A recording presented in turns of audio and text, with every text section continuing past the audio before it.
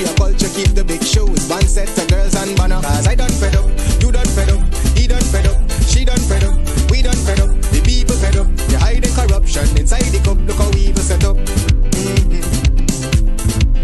The people fed up. Every picture you take and promise you make, everything you do is about clouds. Then you come into me for I shake your hand, there's nothing to smile about. Corruption inside every sector, but when it comes to them they send you. Try investigate efficiency, right? Go talk to Baratans too, cause I done fed up, you done fed up, he done fed up, she done fed up, we done fed up, the people fed up. You're hiding corruption inside the cup, look how evil set up. The people fed up. I done fed up of the dirty water, low pressure, want scream and tell somebody. Imagine 1500 US and they're telling me super salary. I done fed up of the unemployment racism and the lie they say one Guyana. Sit there and fabricate that. Unless you say who the person is, I can't comment on anonymous people. Okay, well, let's talk about specific individuals. What is your relationship with Mr. Su Jurong? Su? Oh, Su. Oh, Jesus Christ, if cost of living double, I don't know what happened. A pound of sugar is $300 already. Flour, everything gone up. Everything just raising. You gotta get about $40,000 for buy good ration. You gotta get 3 man now. A weekend man, a monthly man, and a fortnight man. Right across Ghana, when the ministers of Granger or Nagamutu come here after the 21st of March, you say to them, walk behind them, chase them out, they're going to be illegal. Say to them, you're illegal. Free up the country, you're undemocratic.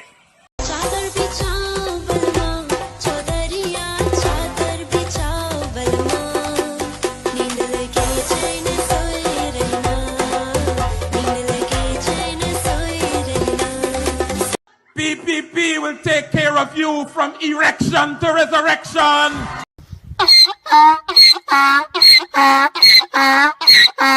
PPP will take care of you from erection to resurrection. PPP will take care of you from erection to resurrection. Yeah, this is the elite team, the root team. Strong team. Number one.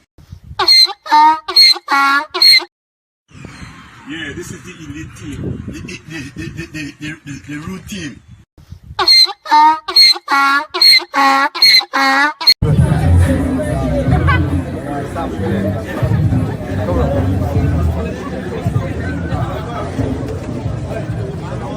It's really good.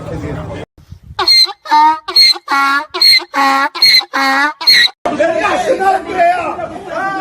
And the man from Buxton Digital. All over!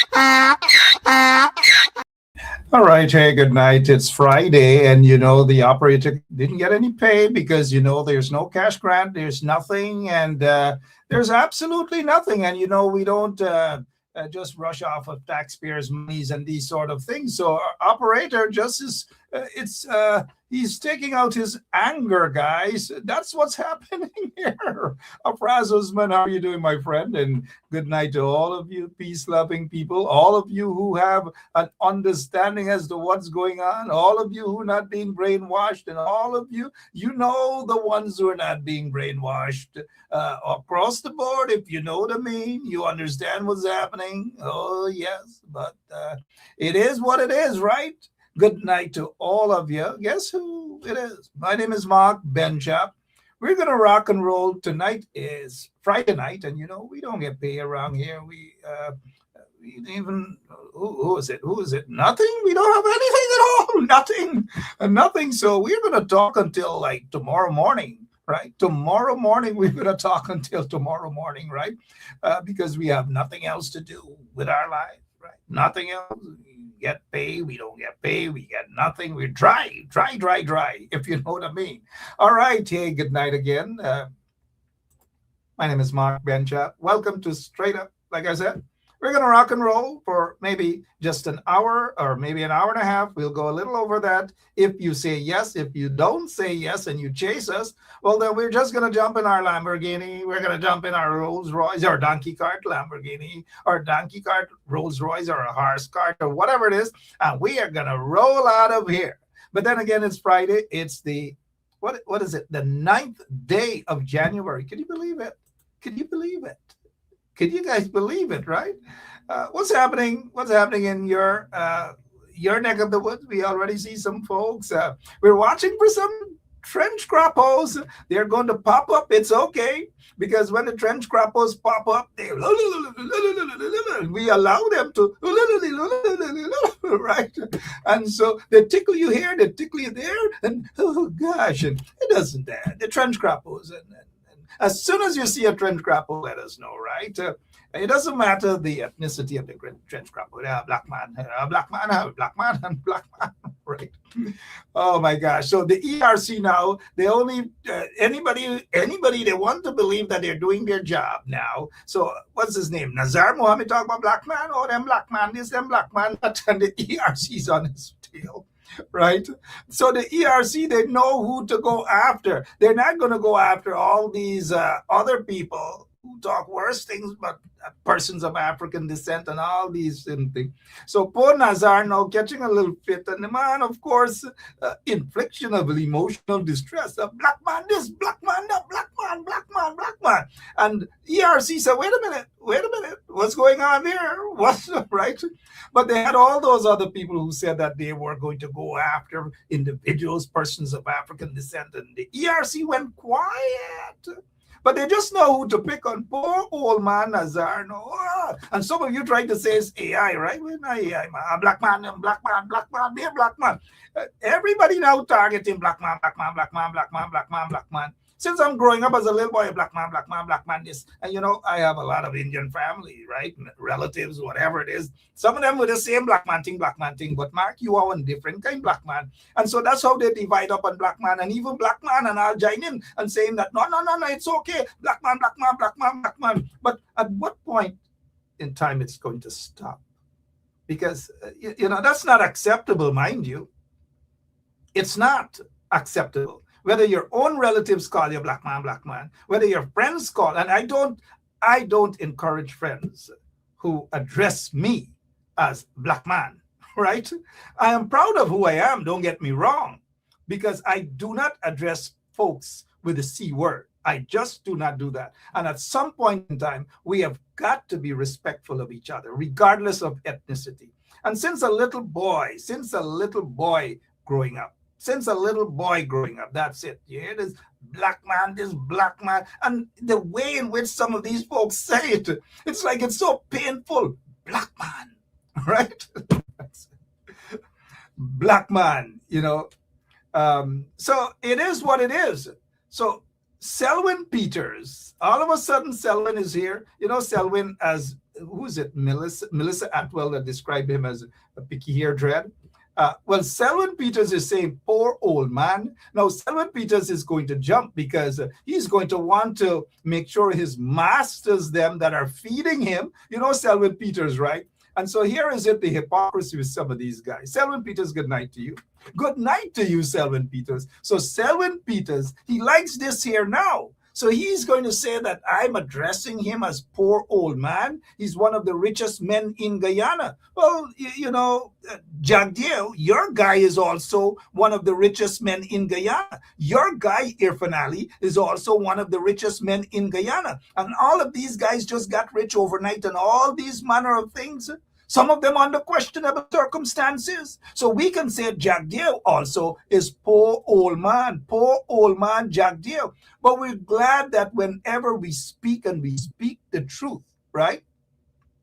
Whenever we speak the truth, guess what happened? People like Selwyn Peters, their bumps raise, it tickles them. And so they wind their way and come onto the program in order to defend the massa. They defend the massa. But a lot of those guys in the PPP are racist people at Freedom House. That is what's happening. But you would never find Selwyn Peters, and others like Selwyn Peters are going to talk about that, right? But poor old man. And when we say poor old man, we don't mean poor old man Selwyn. We don't mean poor. We mean poor. Just like poor Guyana. Poor Guyana doesn't mean poor Guyana. Poor Guyana. Poor Guyana. I don't know. Poor Guyana. That's what it, so poor old man, as what's his name? Nazar Mohammed and so forth, catch a fit. He's frustrated because things aren't like what they used to be before. Selwyn, I noticed Selwyn is there around the court now, hanging around like a court tout, right? Soon as Selwyn see the camera around the court, he make sure he puff up his chest and he did it. And this is how he is making face with the camera. Good night again. My name is Mark Benchap, and welcome to Straight Up. How are you doing? We have lots of important things to talk about. Enough important things to talk about. Black man and black. Oh gosh, oh God, Guyana's gone to the dogs, right? Because of a corrupt political system. Just imagine if all of you, every one of you, whether you're in Linden, wherever you are, just imagine if you were getting at least $300,000 per household per month for the next 5 years to help to develop the country. Just imagine if the roads and all of your tax dollars were going back into the community to ensure that the country is developed, the people are developed, young people, old folks, and middle-aged people like okay, you guys got the message, right? We're getting a big portion of all the wealth. Just imagine if people were given a decent plot of land, not a little piece like this where you got to choke up a little house and you barely get a drain running at the side. There's no backyard for your kids to play, right? And so because of people who are economically deprived, they put them in these little small piece of land and they give them out. They feel as though they're awarding them. They're doing the citizens of Guyana a favor, right? No, it's not a favor. And so when the rich and the so-called overnight rich and the powerful are enjoying themselves and drinking Hennessy and all sorts of things, nobody cared about poor people then. Poor people were being cheated of their taxes and all manner of things. Nobody cared about them then, and sprinkling little crumbs here and there and feel it's doing good for poor people. It doesn't work. Guyana is too rich for people to be taken advantage of. But a man like Burnham, who had a vision for Guyana, was able to see that in order to develop the country, you have to develop the people. But under the PPP regime, they do not believe in developing the people. They believe in developing themselves. You do not develop the country. They don't want to develop the country. It is basically, as Jagdeo and Irfan would say, develop. As Anil Nandalal would say, develop. They don't want to develop the people. They don't want to develop the country. They want to develop themselves.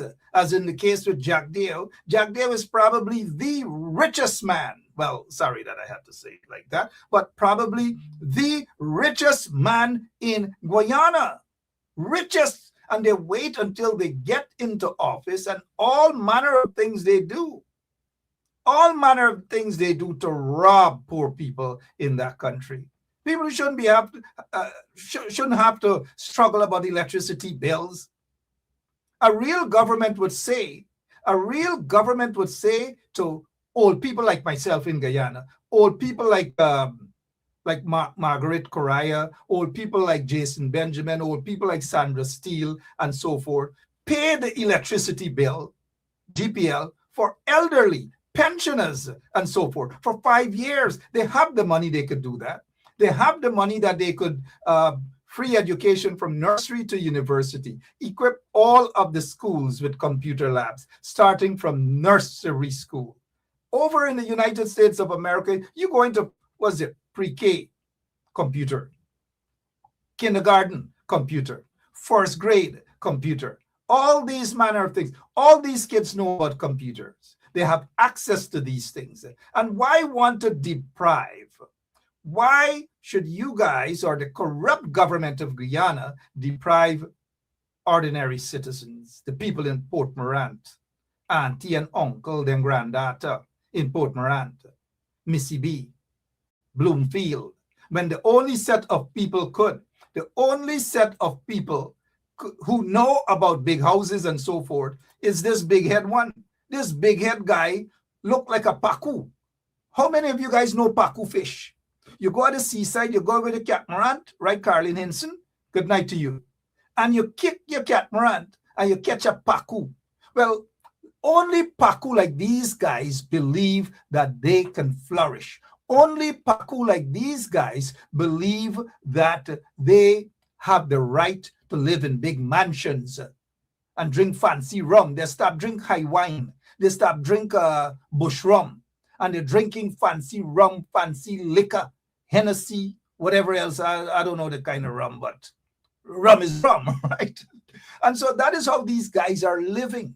And so guess what they do? And this is what these pacus do. They go and they sprinkle a little cash here and they swear to God they're helping people. Oh, they might help people. All of them. Stay so. All of them. Stay so. They might help people. Oh, they might help. All of them. Friends and cronies, they're fighting against each other now. So this pacu, whatever his name is, they decided to build a little house.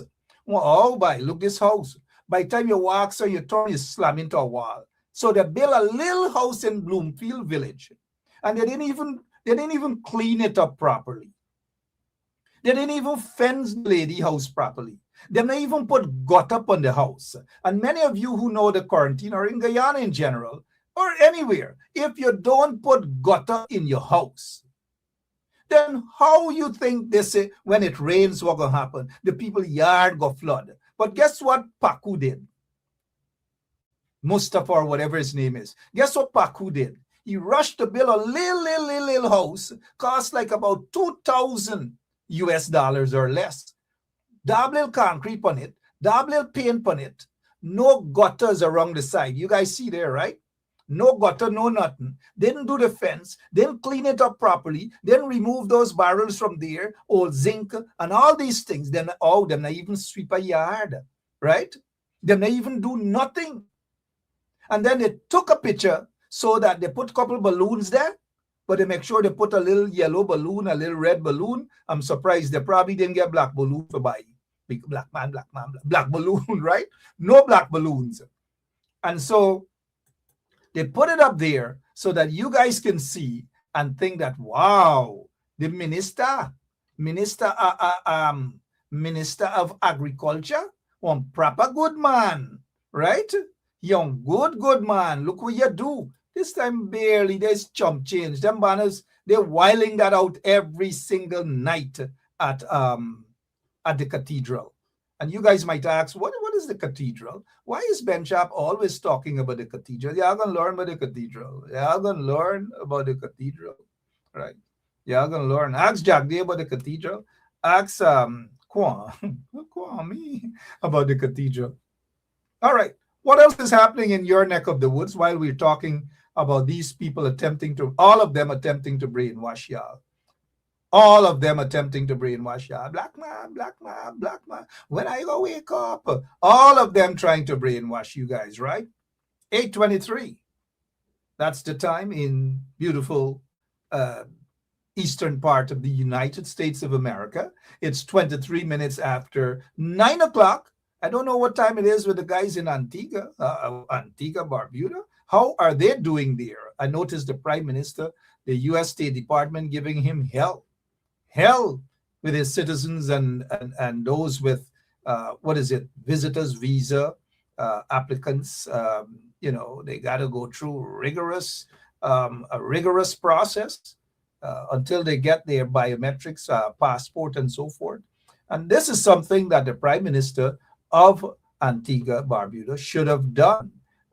Instead of running wrong, rattling, do what is right and protect the citizens of your country. That's all, Gaston. That's all you should do, man. In fact, one of these days, we're probably going to ask Gaston to come on the show, the Prime Minister of Antigua Barbuda, and let's talk. Or maybe his ambassador, Ronald Sanders. Ronald Sanders has been around for a while, man.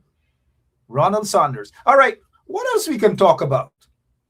What else do you guys want us to talk about tonight, right here on 107.1 FM? I know what I want to talk about. Honestly, I honestly know what I want to talk about. And let me state this. Let me just see how many of you will support me. Now, I'm getting into a business, of course, other than immigration consultancy. I'm getting into another business for 2026. And this is one of the reasons that I'm here tonight to talk to you guys about this business. Because how am I going to continue like this here? At some point in time, I got to be able to develop, right? And you guys got to help me. Remember now, me and nothing. Oh, poor me and nothing. All my life, me get nothing. But now is the time to get something. And you've got to be smart. You've got to elevate yourself, right? You got to be better than what you were in 2025. And that is how we keep going on. We just can't keep crawling with nothing, and we get nothing, and we begging here or robbing there. Oh, we got to stop. Black man, right? So here what for 2026? I need your help. I need all of your help. If our operator can get my Cash App, they can get something up there so that you guys could understand how serious this thing is. And in order for me to move up in life, you've got to help me. I need to buy a nice big house in Florida, in Massachusetts. How many of you can say Massachusetts? Right. Here what, guys? I'm getting in the chocolate business because, and I don't want anybody to copycat me. I want to get into the chocolate business because on February, what is it? I was going to say Mashramani, but it's, February 14th. Valentine's Day coming up. I want to get into the chocolate business. Please, how many of you guys will support me? Because this chocolate business now, right? When I was in Guyana, and when family members send stuff for me, when they send yachting boots or sneakers for me, I used to take the sneakers and sell it.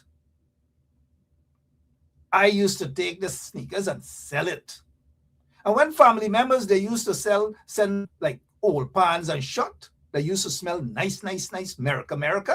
I used to take it and sell it. I used to go walk Cromarty. I used to walk Kilmarnock. I used to go Wellington Park. I used to go 35 Village. I used to go Brighton, Evesham, Epsom, Bengal, and those places. And I used to sell stuff. Well, if I used to sell all those stuff, how come I'm still just a talk show host? How come me get nothing? I can't help nobody. I can't do nothing. Man, look, here what's going to happen, guys. I am getting in, Zamal. Liverpool too. Thank you, Zamal. Liverpool, Lancaster, Manchester, Wim, Arkline, Letterkenny, Bloomfield. And I can't get rich. You tell me, guys, this. You guys tell me this, sorry. How come Susan... Susan Chocolate...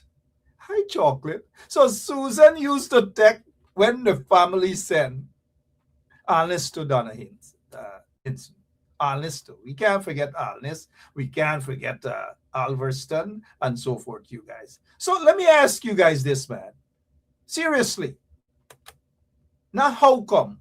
How come Susan Rodriguez is the only person got filthy rich by taking out little chocolate at the age of 10?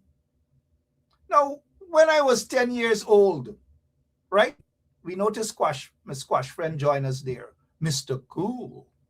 Good night, Mark. Welcome. Now, let me ask you guys this. 10 years old, Susan started as a businesswoman. Used to take chocolate and go and sell it. Man, look, me believe this story here, man. This one more people. Come on, black man, black man, black man, black man, black man. Y'all join the line, right? This one more people. She was a businesswoman at the age of 10. She's selling chocolate. Chocolate at the age of 10. So if if Susan started selling chocolate at the age of 10, then Selwyn Peters started selling cherry. Seriously.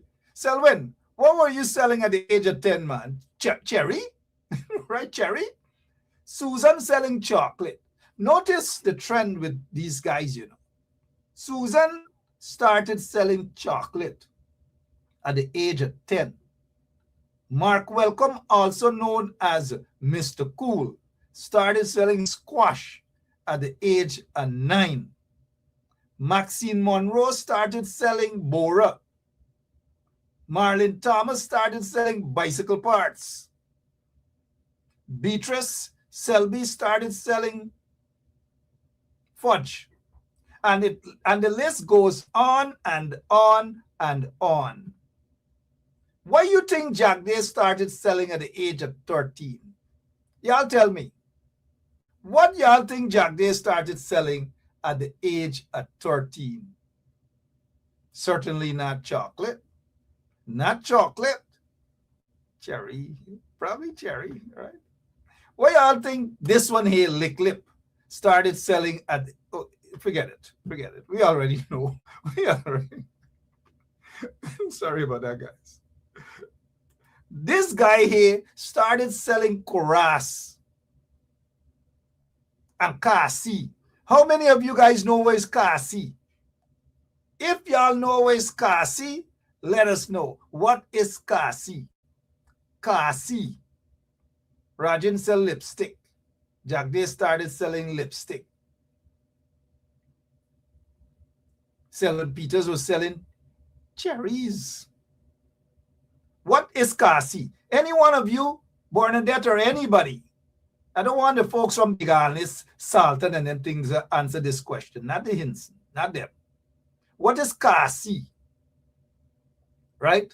So this Katahar here, this Korhi here, this Chamar, this Tere Kabur start to sell Kasi, Paku, and so forth. So when they kick them catamaran, right, Ken Cole, and they go to the water side, it's bare Kasi you come back with Flunder, Paku, and so forth. And that is what they think that people are. Kasi, I don't know, man. I don't know. Black man. Why they got people bad-minded so? All right, so it's Friday night. It's Friday night. Talk to me, guys. Talk to me. You know, some folks wait until, oh, I'm on the air, and then they run it. Oh, man. Why you always do that to me when I dip on the ear, man? Oh, man. All you wait until I come off the ear now, right? People are sending me messages about some other investigation, about some other so-called ministers. Them get big houses. Them buy houses all over the place, man. These people not gonna stop. Yeah? These people not gonna stop. Oh, Father. Oh, Lord. All right, again, it's, what is it? 33 minutes after 8 o'clock. My name is Mark Benshaw. How are you doing? What else y'all want us to talk? I don't want to talk about black man, black man, black man, black man, black man, black man, because I don't want the ERC to send me any stupid message. A black man, black man, black man, black man, black man, black man, black man. Good night to all the black man, black man, black man. Rhonda Lane, how are you doing?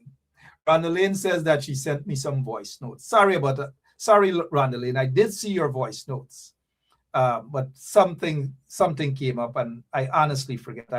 I'll take a listen to your voice note, Rhonda. My apologies. Right, I apologize for that. We can't treat Rhonda like that. She's a good soldier in the struggle. You notice, Rhonda Lane was charged a couple years ago, or 2 years ago, Rhonda, and she had to pay $500,000 fine. And many people ran away, didn't even want to be on the side of Rhonda. But Rhonda, we all know the end result, my friend. Yep. Let's go to Wayne Caesar. Wayne came on looking like this guy from what's his name? The guy from Different Strokes. Right. Who are you talking about, Will? Wayne, let's start off. It's Friday. How long you get a sweater, man? Watch it, Mr. Benchop. Watch it. Good evening to all the freedom fighters present this evening. Good to be here on Straight Up. Hey, Mark, how are you? Good night. I cannot be serious with a sweater. Seriously, that looked like that guy from not Different Strokes, man. They had another Will. Who are you talking about, Will? Someone. But I can't remember the exact show you're talking about. But please, man, don't hit on my sweater this evening, please. I don't know. Mr. Rogers, somebody say Mr. Rogers. All right. Yeah, that's Mr. Rogers indeed. But not only that, you came here like you already like you're a chocolate salesman. You that's a chocolate sweater. And I'm sure that you sold chocolate and you purchased that sweater with chocolate. What else you purchased with chocolate? Talk to us. Good night. All right. Well, I'm glad that you start off by hitting that point because, yes, I have been considering quitting my job and going to being a chocolate salesperson because, look, man, these people are making so much money, man, that they can buy so much property and have all these things, man. And I am here struggling as a public accountant and can't see the wealth that they are seeing, the financial wealth, let's put it that way, that they are seeing. So I was thinking about getting into the chocolate sales business. Well, nothing should be stopping you from that. Nothing. Get in. Valentine's Day is around the corner. Get into a chocolate business because you could buy properties all over the world, Florida, Massachusetts, etc. Well, right now, take on that the lame excuses we're hearing from these ministers who have gotten wealthy overnight. Mark, could you repose that question? I didn't get it. Yeah, what's your take on these ministers that wait until they become ministers and then suddenly they're getting rich. And the excuse is they're not selling, phone cards. Some of them family send barrels for them and some of them now start selling chocolate since the age of 10. Your take. Okay. So Mark, I've been kind of keeping up with this because and credit to the public, credit to our listeners and viewers here, because a lot of them have questioned the wealth. They've went into comments on the different posts and questioned the wealth. And what a lot of PPP supporters has been saying, they are saying, hey man, stop talking about ministers getting rich. It's investment 101.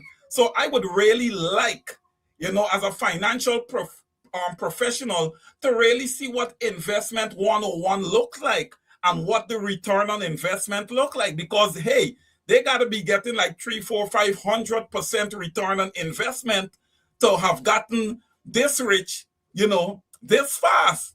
So it's quite concerning, and is investment 101 just available to PPP ministers and high-level dignitaries in Guyana and not available to the normal middle-income Guyanese? So these things are concerning, Mark, right? It's concerning. I, for sure, as a financial professional knows that these guys cannot source that income correctly. There is no way that they can source their capital correctly without issue.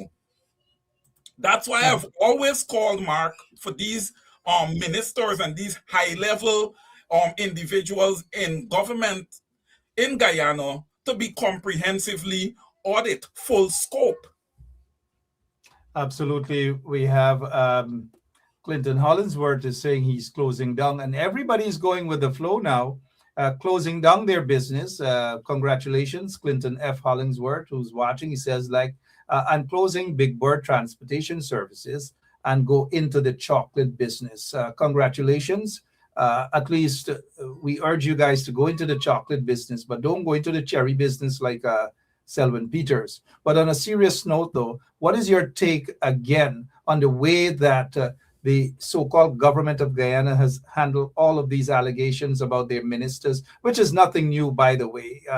It's something that has been made public over 2-3 years ago. But what is your take on the fact that these ministers are still sitting there and no resignation? Okay. And Mark, thank you for that question. Well, of course, the PPP government is very, very passive right now. Okay, they have not taken a frontal position on these issues. And ladies and gentlemen, we don't have to go far back, right? Of course, they're playing with the past weakness. I wouldn't say present. The past weakness of the opposition. Okay, the opposition now need to step up, bail the cat, and push for resignations.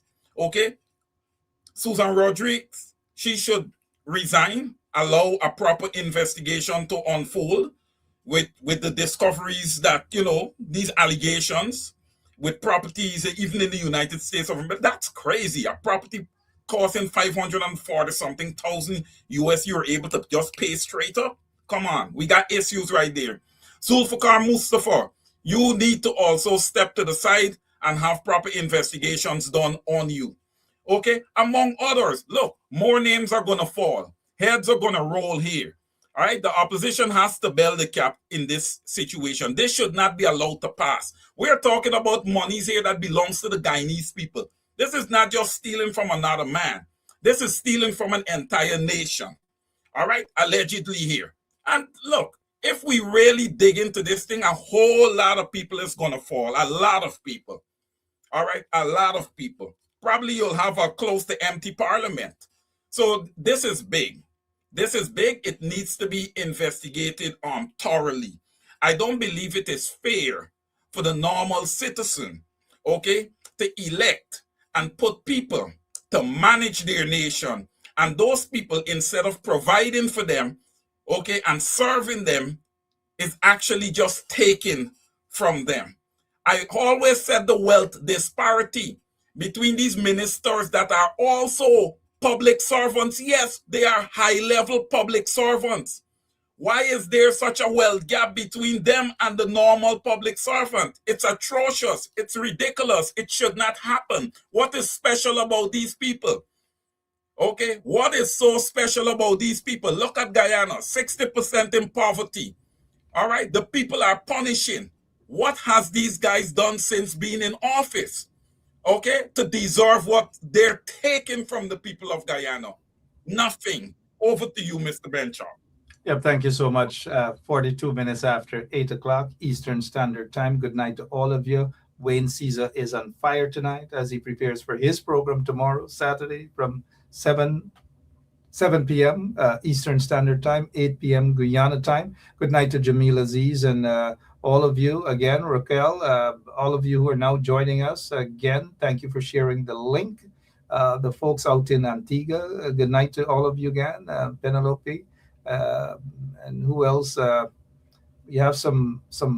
I noticed some trench crappos, but that's okay. We'll leave them for now. Wayne, we want to touch on the fact that the situation in the country as it pertains to third countries, citizens being sent to Guyana, being deported to Guyana. What is your take on that, please, sir? Mark, I thank you for that question, because that is something that I have been thinking about. Now, when I look at the whole scenario, it makes absolutely no sense. And I'm going to start off by saying, look, when these deals are made, Mark, we have to remember they are made behind closed doors. And I would like to see what the full details of the deal, what it looks like.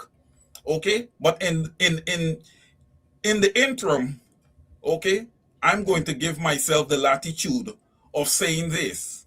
All right, let's use the United States for example. They're deporting nationals from other nations, right? These people can be from murderers to all the different things that you can think of, right? They're sending them over to a nation like Guyana. Mark, we are not equipped, first of all, with the prisons to hold these people and to keep them. All right? We're not equipped in that way. From a rehabilitation perspective, all right, we're still not equipped. We can't even do it for our normal population in Guyana. We have less than 1 million people.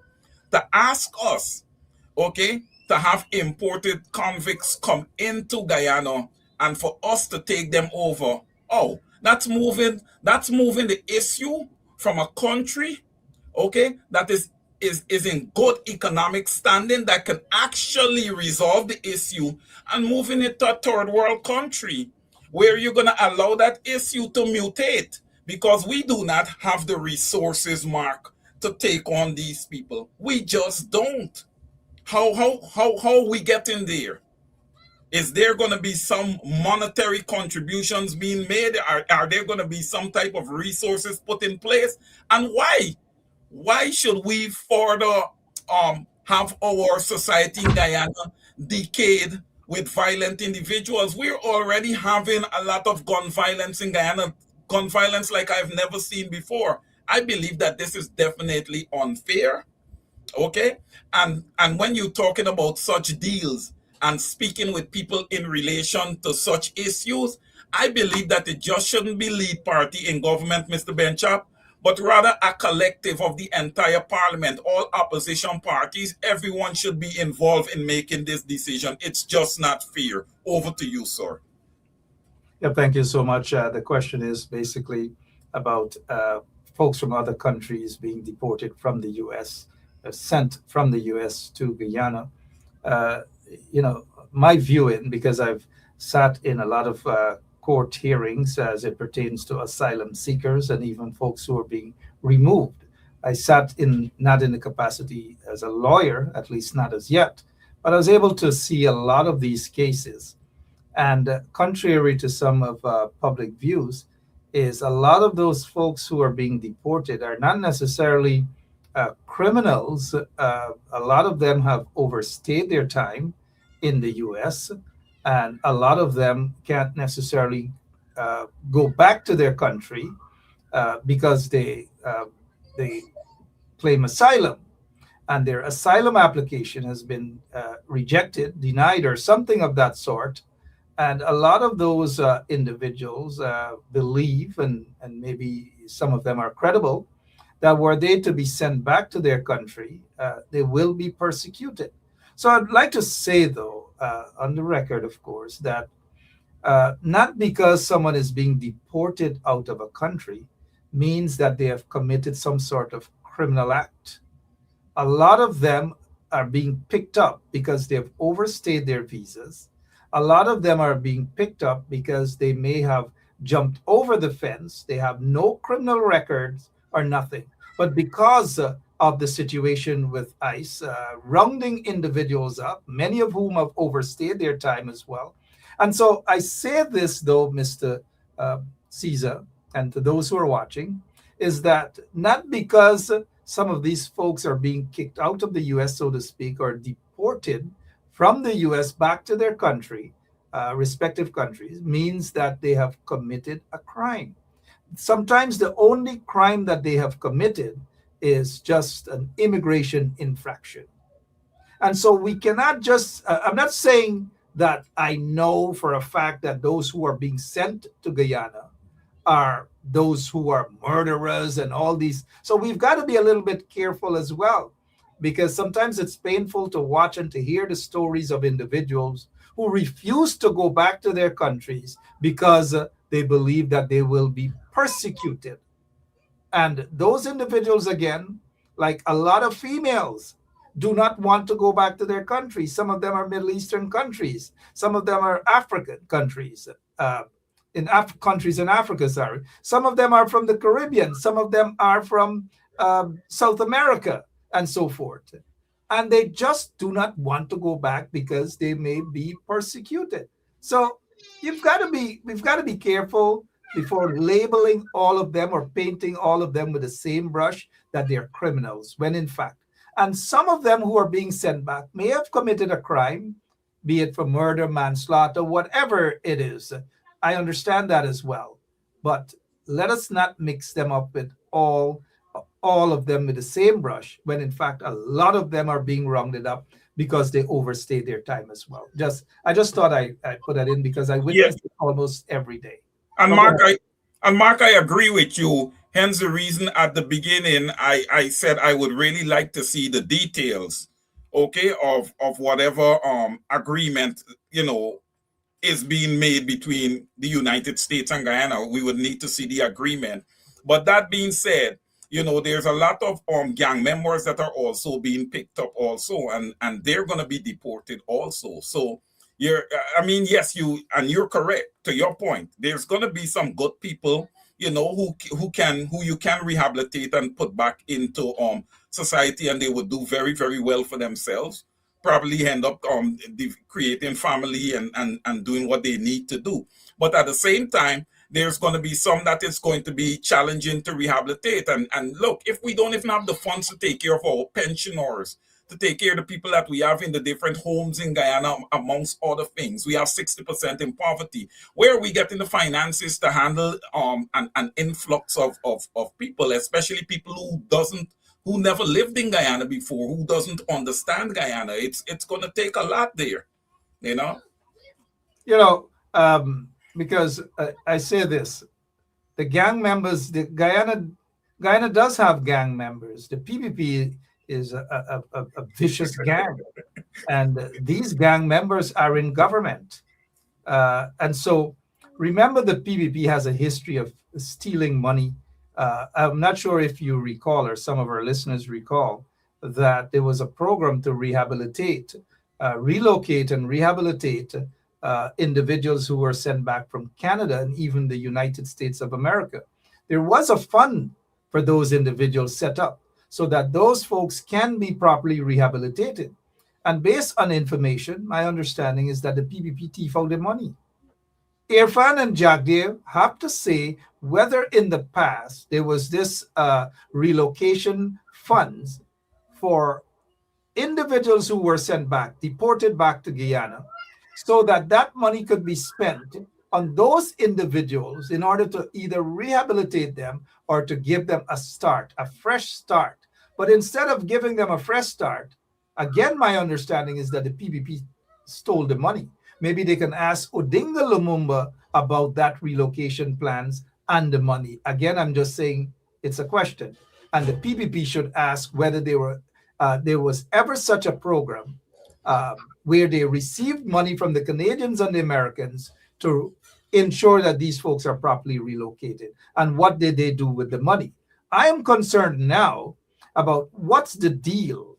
What is in it for the PPP? When the U.S. Secretary of State, Marco Rubio, called Irfan Ali and basically said to Irfan that, remember, you made a promise that you're going to take some folks from other parts of the country, other parts of the world, and relocate them in Guyana. What is the deal? Is there a package? Is there a package for individuals being sent back?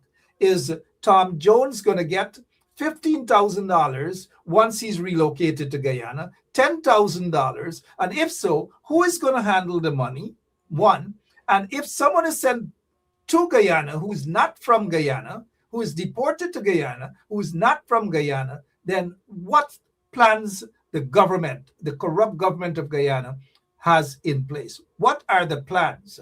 One, where are these individuals going to be? Are they going to be incarcerated? And if in fact they're incarcerated, what crime have they committed in Guyana? Is there going to be a housing scheme separate housing scheme for these individuals, a gated community, or is Jack Deere going to have a couple of them in his house? Is Irfan going to have a couple of them in his house? What's the deal? Is Susan going to give them chocolate to go and walk the streets and sell chocolate? What is the deal? You cannot just say you're going to accept individuals into the country. Sometimes some of these people may not be speaking English. What is the plan? Is there a plan? If there is no plan, then this deal is just a waste of time and should be put on hold until there is a proper plan. And you mentioned earlier, Mr. Caesar, they need to talk with opposition parliamentarians, fill them in with these plans, right? You don't wait until people start see a bunch of different people in Guyana, just like what the PPP did with the Venezuelans, brought hundreds of them into the country so that they can register them to vote. And once they're registered to vote and the election's over, Jagdev and Irfan throw them to the curb, dump them. There is no plan as it pertains to these individuals who are going to be sent to Guyana from other countries. There is no plan. The corrupt PPP has no plan. They are endangering Guyana with whatever haphazard rules and policies they're putting in place. They are endangering the people of Guyana. Mark, yeah, thank you, Mark. You know, and you've made some excellent points. But you know what is extremely concerning to me, and I think you just touched on it, last point you just made, how dangerous this is going to be, possibly to the Guyanese people. Now, Mr. Benchop, we got to look at, first of all, what are we looking at when we talk about the government that is possibly making this deal with the United States of America? Ladies and gentlemen, it's the PPP. Okay? It is the PPP. And what concerns me here is that the PPP has been responsible for a lot of extrajudicial killings over the years, right? And when they're going to receive, all right, these, what we would call ex-convicts or convicts from the United States of America, remember, these people are going to come with their full records. So whomever is coming in with their full records and show expertise that they does handle weapons and all these type of things can be taken by the government, Mark, can be taken by the government and used to terrorize Guyanese and keep Guyanese suppressed. They don't necessarily have to wait until folks from other countries are being deported to Guyana to turn them into criminals in Guyana and so forth. They do that with their own citizens, phantom squads and killing squads and corrupt members of the Guyana police force. They do that with them. Now, let us be clear again, and I just want to be lucid as possible, that the bulk of people who will be sent to a third country, and this is where a proper explanation is needed, that majority of those people from a third country are people who applied for asylum seekers, who are afraid to return to their country because they will be persecuted. And most of those people are not criminals. They did not commit a criminal act. They have either overstayed their visas, or they were either they entered the U.S. Under questionable circumstances. They have been rounded up, and as a matter of fact, after being rounded up, they are now being deported. And so again, let me just say that we've got to be careful with painting all of these people as criminals. There is no category of individuals. We don't know who, but the bulk of the case with criminal deportees, majority of them do not object to going back to their country.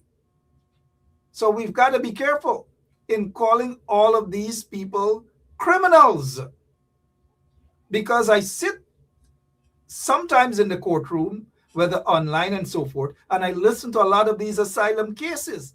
There are lots of women, Mr. Caesar and others, who have not committed a crime, but they're afraid because of political persecution back in their country. Just as in Guyana, there are people Guyanese, if they were to return to Guyana, they will be persecuted politically. And so they may ask to be sent to a third, or the recommendation now is they can be sent to a third country. And that is what is happening. So I don't want us to get the impression, of course, there might be some criminals in the midst, but I don't want folks to get the impression that all these people who are being removed are criminals, when in fact that is not the case. Do you know how many Guyanese are being removed because they've overstayed a simple infraction? They've overstayed their time. Or Jamaicans or Bajans and so forth have overstayed their time. They haven't committed a criminal act. But a lot of them, if they were to return to Guyana, they will be persecuted by a corrupt political regime. I'm not just like getting in the midst of what you're saying to contradict you. I'm just saying basically. No. Point well taken. Point well taken. And of course we know that.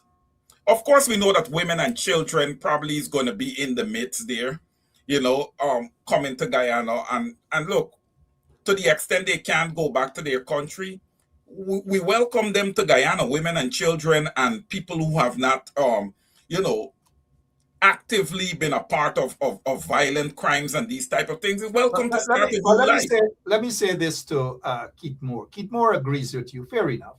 And not everybody's going to agree. But what I'm saying, guys, this is something that I deal with every day. It's something that I see, I witness every day. And that is why, again, Mr. Moore, it's okay to disagree with me. I have no problem with that, sir. But this is my line. This is what I do. So this is what I know. That a lot of the people, if you sit in the courtroom, sir, and you see, and I sit in a lot of these cases, not as a lawyer, at least not yet, but I'm able to oversee a lot of these cases. A lot of them are asylum seekers. And the first thing the judge asks, or judges ask, is, do they have a criminal record? And most of these asylum seekers do not have criminal records. But yet they're ordered, most of them or some of them are ordered to be deported. And then when they are to be deported to their country of birth, they cannot because they have sought asylum.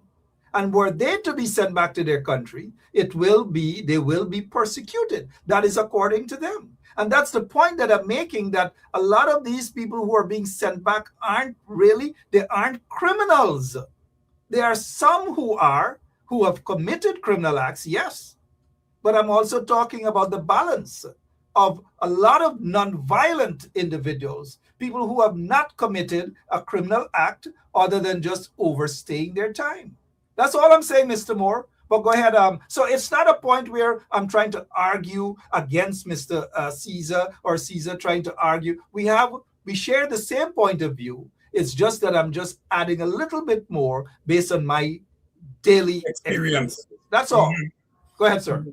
But, and Mark, look, these are excellent points coming from both sides here. But I believe what really, puts this in perspective and maybe even solve this issue is that, look, the PPP alone does not make up government. The opposition is a part of government. That's not true. That's not true. It's not true? No. Okay. That's not true. However, the PPP believes that they alone make up the government. The PPP believes that they are the constitution, they are the laws of the land. The PPP alone makes up the three branches of government: the executive, the judicial, and the legislative.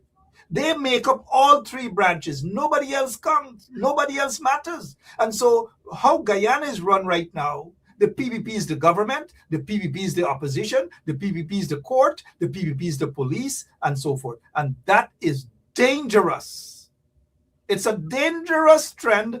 These are dangerous times in Guyana. It is sneaking up into the realm of dictatorship under the corrupt PPP regime because they do not know better.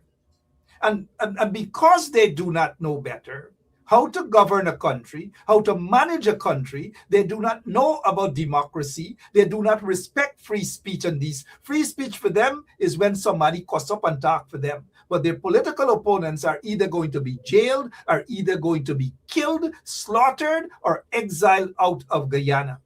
And until there is a strong opposition, right now the opposition isn't strong. The opposition is helter-skelter. Some fighting for themselves, some fighting for some fighting for so, and it is very weak. And when you have a weak opposition, dictators like Irfan and Jack there, they step in and they take advantage of the situation. And that's all I'm going to say. But the opposition they need to get their act together. Right now, they're acting piece. It's like you go in KFC and you buy a piece of chicken here, and another one go and buy a piece of chicken, another one buy a biscuit, and they're all running and they're fighting for a piece of biscuit, a piece of chicken, a piece of biscuit, a piece of chicken. That is how it's operating right now. And I tell you what, the opposition, they can be stronger together. But it's too much in fighting, too much who fighting for self, who fighting for this, and all these sort of things. It can't work like that. Again, I'm going to come off the screen for a couple of minutes so that you can get your point across. I don't want your fans to say that Benchop always thinking weird Caesar. I want Keith more and them manners come looking for me, because they get some people looking for beating up and all kind of thing and probably kill me for the Mohammeds and them, Got to be careful with that too, right? Good. Let me come off the screen so that you can talk, man. Yeah. And I know you guys love me and I love you guys more, but here's what I have to say with regards to that. All right. In order for us to have a even playing field in this matter, right, it is important to be transparent. So when you have these flights coming in with these individuals that are being deported from the United States to Guyana, the manifest needs to be made available to both the PPP side of the government and the opposition side of the government, as it takes both sides to come together to actually form a government. All right? So, that being said, the opposition is going to have knowledge of who is coming as well as the lead party side of government, which is important, right? So we would know when you have people who have committed very bad acts in the United States, or when you have people who just have basic infractions like Mark would have talked about, overstaying their time, jumping the fence, going into the country, all these people that don't have a criminal record, you'll try to, get them settled in. And I'm sure if you're going to be having women, you're definitely going to be having children also, right? Because children needs their mothers, right? So look, that is going to be very expensive. All right. We have 60% right now of Guyanese living in poverty. Where are we getting the money to deal with these people that are going to be coming into Guyana? Right. Where are we going to get the money from? So these deals when you make these types of deals, right? Remember, the Guyanese people elect government and put them in charge to manage their business. All right. When you go there and you make an agreement like this, you have to come back to the people and you have to be transparent. All right. Does the deal include any financial incentives? Is anything coming our way to deal with this? Because there's going to be a heavy cost. And Guyana don't have the money. We don't. We shouldn't be responsible. You understand me? For burdening that cost. The United States is the large economy here. For a matter of fact, it's the largest economy in the world. Guyana is the fastest growing economy, but it's still a third world country. All right, we're going to need finances. And I hope that the installed president was smart enough to make that a part of this deal that he would have made. And I hope that that deal on paper is presented also to the opposition, because they should be able to see, look, Guyana does not belong to Irfan Ali or just the PPP. Okay? We are not look, we are very unsure if the PPP would have won the last elections. That's not a sure thing, right? I believe that the PPP would have given themselves 36 seats and distribute seats to everyone else. That's just my belief. And I know that there's a lot of people who have the same belief. So therefore, we're not just willing to accept anything in Guyana. We cannot. This is 2026. The PPP is not going to dominate. Okay? We've already tabled that there's 2 ministers in the PPP that we want to be removed. Right? 2026 is not going to be a year where we lay back, and all the leaders in the opposition, all across all the oppositions, need to take note. Because if you're not on board, and Mark just talked about the opposition being weak because they're not a collective. And they need to quickly become a collective like yesterday. Because there's no time to waste. Okay? The people have voted for you guys. Get together and work on their behalf. You guys together will be quite a challenge for the PPP, with a lot of Guyanese behind you, and even some PPP supporters that are willing to turn their back on that party now because the party would have deceived them. Mr. Benchop, over to you, sir. You can take from me here. Yeah, thank you so much. 9 minutes after 10 o'clock in Guyana.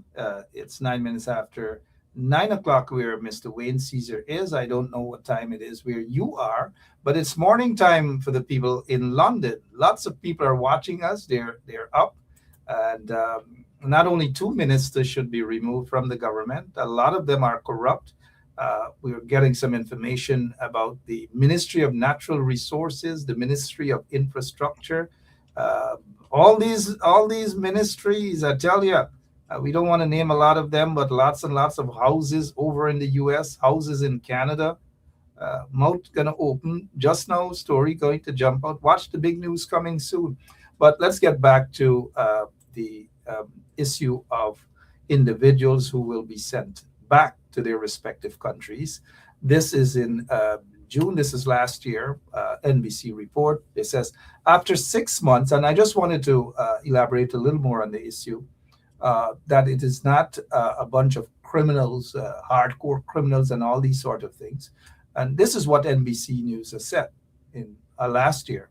After 6 months of aggressive immigration enforcement and promises to focus on deporting violent criminals, the Trump administration has arrested and detained a small fraction of the undocumented immigrants already known to Immigration and Customs Enforcement as having been convicted of sexual assault and homicide, internal ICE data obtained by NBC News.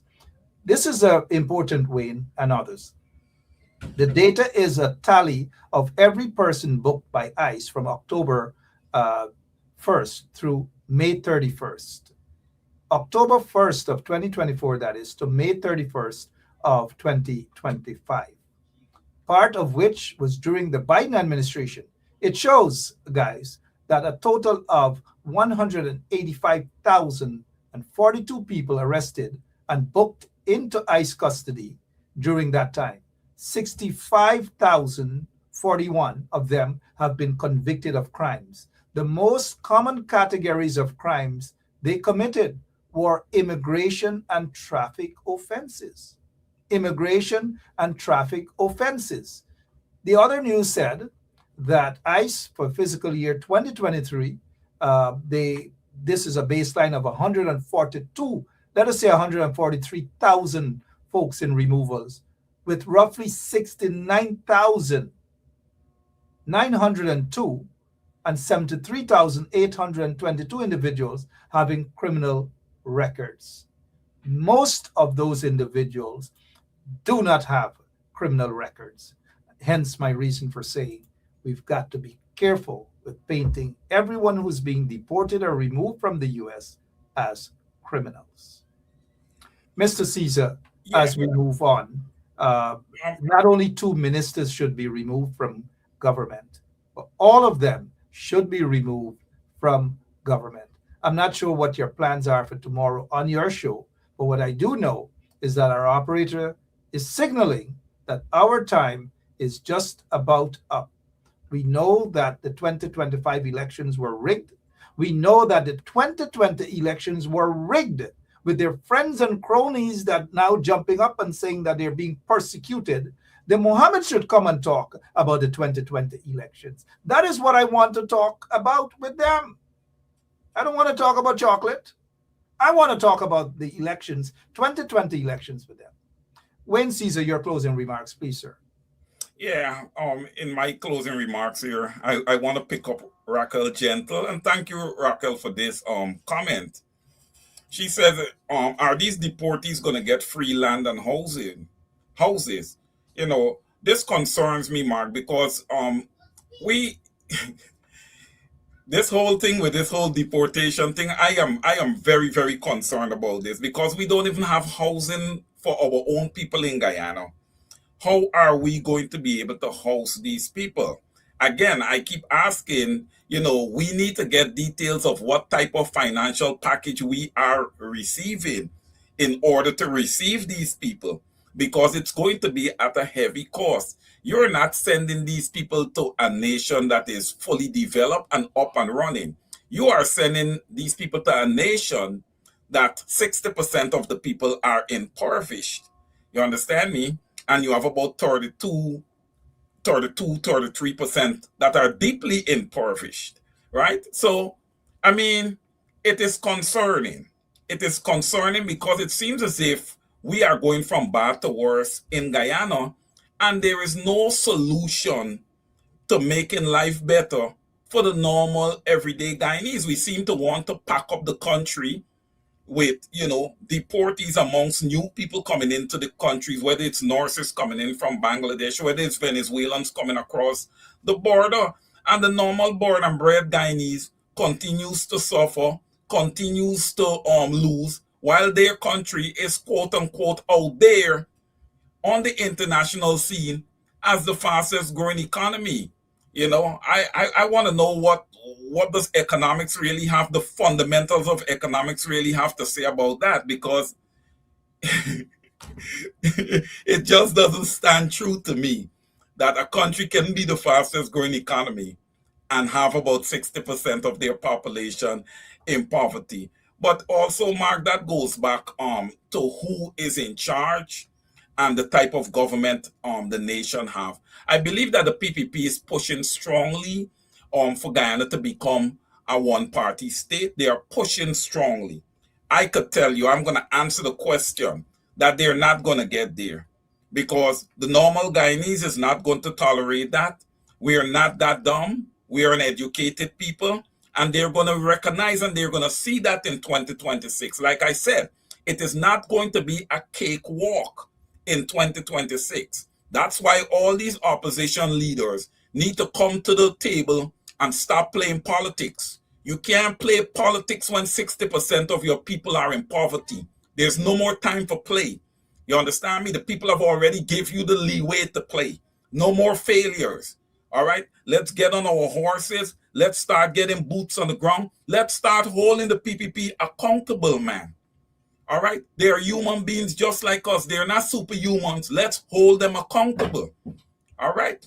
Thank you, Mark, for having me this evening, and thanks to our viewing and listening audience. Over to you, sir. Yep. Thank you so much, Wayne. Wayne Caesar is going to be on his program tomorrow. And while we are on the issue of deportee, Kwame McCoy was deported, sent packing from a small island after misbehaving in a certain way in the people's country, and they thought that he wasn't worth being in their country, and so they deported him. They sent him packing back to Guyana. Today he sits there as a minister of the government, the so-called government. Who knows, maybe some of those folks who are being either sent back to Guyana or sent to Guyana can one day sit there as a minister too, just like Kwame McCoy, who was deported. And there are others in the PPP regime who probably similar category as Kwame McCoy, who was deported. How many of you know that Kwame McCoy is a deportee? Not too many, right? All right, Mr. Caesar, we'll see you tomorrow. on your program. Hopefully, by then we'll get some word about Jack Dave's whereabout. We are hearing that Dilip here. I don't know what's going on. We can probably get some stuff from you tomorrow on that. We can get some stuff on the cash grant. Who knows? Who knows? Or maybe by tomorrow you can just advertise my chocolate business. Please do. Mr. Benchop, one other thing. Aren't we supposed to be having an early budget this year? I haven't heard anything about that. There's no budget. There's no nothing. Guyana is a dictatorship right now. There's no budget. There's nothing. The only budget that the PPP is going to pass right now, if you pass around the cathedral, you will see budget. Thank you so much, Mr. Caesar. Appreciate it. Thank you for your time. Good night, everyone. Yeah, you guys can tune in to Caesar, Wayne Caesar tomorrow, and over to you right here on 107.1 FM. But for now, I'm out of here. Budget indeed around the cathedral. Don't forget, I have a chocolate business. I'm selling chocolate. I want to be rich. You know, there's a song that goes something. I want to be rich. I want to be rich. I don't know. I love you guys. God bless you. Blackman? Good night to all of you again. See you tomorrow on Wayne's program. I'll be watching. I'll be in the audience. Let him do his thing. If you're celebrating your birthday, happy birthday. Whatever anniversary, happy anniversary. If you're going through getting a meltdown or whatever, I know you'll recover soon. But reality will kick in with some of you guys. All right? Real reality. All right. God bless you. So long. I can't take it no more. I can't take it no more. Can't take it no more. Imagine 18 hours of blackout and you're telling people progress. Cost of living gone up 100%, yet you give public servant less. Mr. President, listen to the people. Search your soul and you will confess. I want you try surviving on the public face, then you're gonna know but stress. Cause I done fed up, you done fed up, he done fed up, she done fed up, we done fed up, the people fed up. You're hiding corruption inside the cup, look how evil set up. The people fed up. They don't drive no fair with the citizen. They may want the people speak out. Freedom of speech done gone inside the gutter. Knock off when you open your mouth. Discrimination in entertainment. And you're talking about one Guyana. When the Ministry of Culture keep the big shows, one set of girls and banner. Cause I done fed up, you done fed up, he done fed up, she done fed up, we done fed up, the people fed up. You're hiding corruption inside the cup, look how evil set up. The people fed up. Every picture you take and promise you make, everything you do is about clout. Then you come into me for I shake your hand, there's nothing to smile about. Corruption inside every sector, but when it comes to them they send you. Try investigate efficiency, right? Go talk to Barrett and Sue. Cause I done fed up, you done fed up, he done fed up, she done fed up, we done fed up, the people fed up.